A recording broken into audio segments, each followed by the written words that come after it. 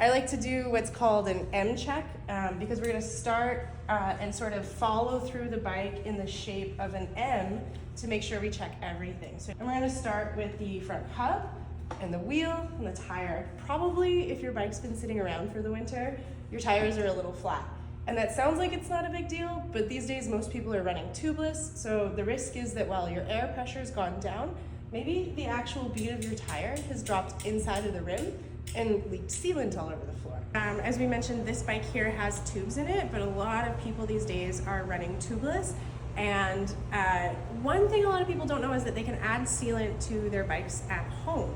So to do that, I use Stan's tiny little like to-go bottle. They come in large bottles of like 1 to 2 liters, and then this small one. And I usually will suggest people grab a big container of it to refill this over and over. And this is your applicator, as it were.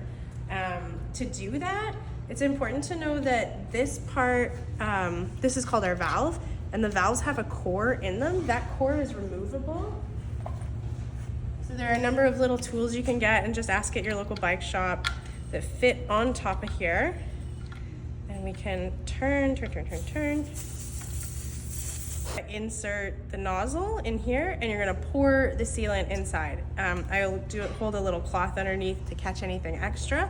But it's that simple. And if you can throw, for a narrow road tire like this, half a bottle of this in every 3 to 4 months, then you know that you have active wet sealant inside your system. Okay. So the higher pressure you go, the rougher your ride's gonna be. Obviously, the faster it's gonna feel and more efficient your riding will be. But if you want a little more dampening and softness, especially in the handlebar area, you can leave that below its maximum pressure. So today I'm gonna put this one to 90 PSI. I think that's a great starting point. It's still pretty firm.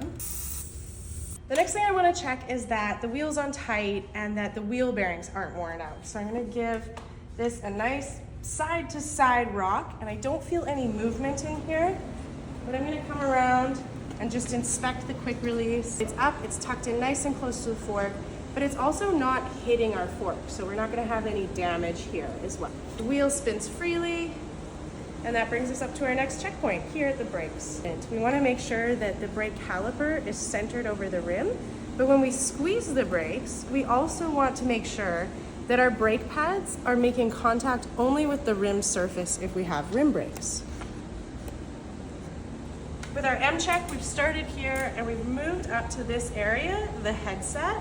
There are a couple of bearings in the headset, and the whole system compresses using this bolt at the top in your head tube here. So what we want to make sure of is that that system is compressed in a way that tightens the headset and it's not loose. So I'm going to squeeze the front brake while pushing forward and rocking the bike back and forth. See my hands around the headset, and I'm checking for any movement at all, but I don't feel it. From there, come on down to the cranks in our M check. We're still following along. We come up and back down to the lowest part of the M here. We're gonna check a few things. The first thing I wanna do is rock my cranks back and forth real hard. Are they moving or are they tight? If there's any movement at all, we need to tighten up the crankset.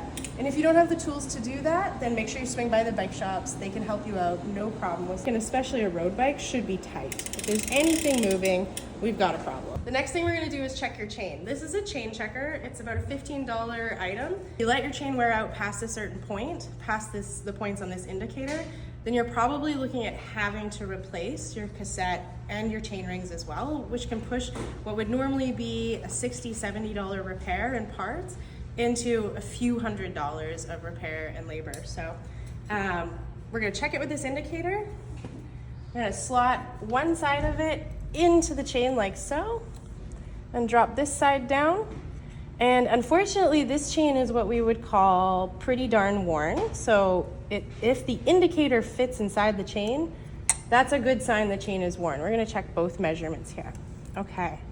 One side of this chain wear indicator tells us that the chain is worn to the point we refer to as 0.5, but it's not worn out to the point of 0.7. On a road bike like this, there is enough room for you to get away with this. It's not totally dead, this chain, but I would tell our customer, or I would say if this was your chain, You could still get ahead of it and be ready to replace this now or early this season. And if you get home from a wet ride or you notice that gunk is starting to build up on your drivetrain, give it a really good scrub with a brush that you don't mind sort of dedicating to your drivetrain and hot soapy water, and that should do the trick.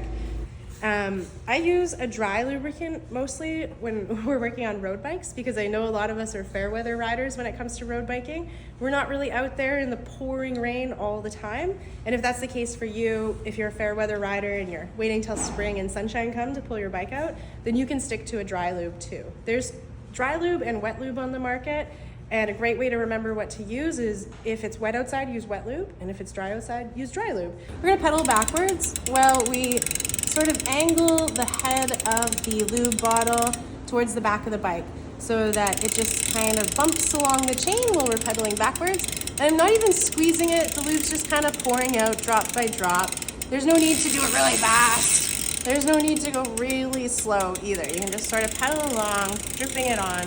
When you get home from your ride, do this. Grab your cloth and wipe your chain off, and that's gonna get all the road gunk off and prevent it from sitting inside. And with dry lube, what's really great about applying it when you get home from a ride is that it works best if it's given the chance to soak into the chain. When we talked and looked at these rollers here, that's really the only place that the lubricant matters. So on each little roller, if it has lubricant in it, that's where we're trying to prevent that wear and that friction from building up and wearing down the chain. So after I've given it a wipe off, I'm gonna apply one more round of lube. And then I'm gonna wipe off the excess. So I'm not trying to clean it this time, I just don't want any lube. Just a light wipe so it's not dripping on the floor. But if we can let that sit overnight before our next ride, then the dry lube has a chance to really penetrate into the chain, and that's a far more effective way of lubricating than lubricating before a ride. Just wanna make sure that we're gonna come up to this area. I wanna check that my saddle's tight just by trying to move it around, just pushing up and down on it really hard, listening for any creaking, making sure it's clean and not rusted, and it looks great. And then we are gonna move down to the back of the bike here. We're doing the same sort of check that we did up at the front, that the quick release is closed, that the axle is tight and all the way up inside the frame, the dropouts where the axle fits, that the derailleur is not loose. This is a really important one. All of our derailleurs take a 5mm Allen key. We're just gonna make sure it's tight. Great. That's something we don't want to lose, and it actually can't work very well if that bolt is loose anyhow. So if your bike's been in storage or hanging up with a lot of other things around it or transported recently, and your shifting is sort of inexplicably off, a lot of the times it comes down to the derailleur hanger. So definitely if you feel like your shifting's off and maybe you bumped or crashed or anything is maybe a little bit off, you want to get into the bike shop, get them to check the alignment of your derailleur hanger, but also make sure you pick up a spare because we can bend these back a few times, but after we do it once or twice, it fatigues the metal, and you just want to have a spare on you all the time. To the front here, and we're going to see how the front derailleur shifts. Excellent. Moves up no problem. Drops down no problem. And we're going to bring our chain to the bottom of the cassette and start shifting up while keeping an eye on how it moves. Great. So we're looking for hesitation. If we shift at the shifter and the chain doesn't move, then we know there's a problem. So starting at the bottom, I'm shifting once, and it didn't move. See how it's not moving out of that gear despite that? That is usually an issue of cable tension, and this is something you can fix at home. So if we look here, this is called a barrel adjuster, and it actually just tensions the chain.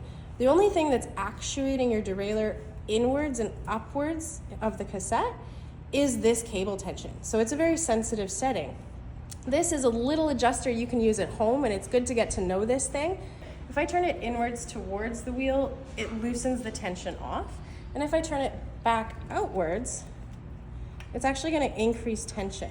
So this was lacking quite a bit of cable tension. And now with each shift, it's gonna move smoothly up the cassette. It's really gotten a lot quieter than when we first started pedaling it, which tells me that the chain is lining up better between each gear. It's not rubbing and making a sound. So now we're gonna test how it goes down. So you see how I shifted down there, but that chain really struggled to come down, and that's because this derailleur is fighting against cable tension. So we want to relieve it a little bit, give it a little bit less cable tension. We went a little too far on that last adjustment. Come back down to the bottom of the cassette and make sure it still smoothly moves up.